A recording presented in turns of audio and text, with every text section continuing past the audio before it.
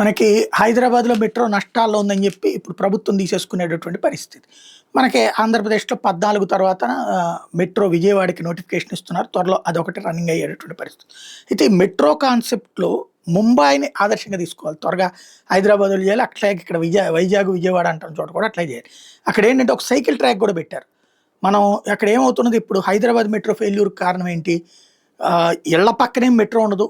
Metro నుంచి 1 kilometre, 2 కిలోమీటర్లు, 3, 5 కిలోమీటర్లు లోపలకుంటాయి. వాళ్ళు టూ వీలర్ ఏసుకొనొస్తే పార్కింగ్ ఫీజు దూల తీరిపోయేటటువంటి ఫీజు. మొదట్లో టూ వీలర్‌కి పార్కింగ్ ఫీజు తక్కువ తీసుకున్నారు. అప్పుడు జనం చాలామంది పొద్దున్నే వచ్చేసి పార్కింగ్‌లో పెట్టేసుకొని వెళ్ళేవాళ్ళు.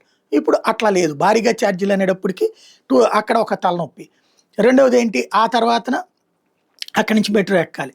అలాగా లేదు ఏ వెహికల్‌లోనో అక్కడికొస్తే అక్కడి దాకా ఖర్చయ్యి ఆ తర్వాత నడుస్తున్నటువంటి పని. అందువలన దెబ్బతింటున్నారు. అక్కడ ముంబైలో ఏం చేస్తున్నారు సైకిల్ ట్రాక్ గూడా పెడుతున్నారు ఈ వెహికల్స్‌తో పాటు.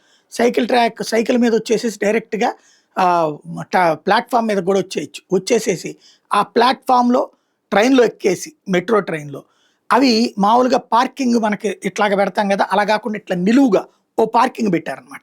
ఇలా ఉంటదనమాట. ఇలా నుంచోబెట్టడమే తీసుకొచ్చి. ఈ చిన్న చిన్నవి ఉంటాయి గదా! ఇప్పుడు ఎక్సర్‌సైజుల కోసం అని జెప్పేసి, ఆరోగ్యం కోసం అని జెప్పేసి సాఫ్ట్‌వేర్ వోళ్ళు వీళ్ళు వాడేది. అవి పెట్టుకోవడానికి పార్కింగ్ సిస్టమ్‌ని తీసుకొచ్చారిప్పుడు.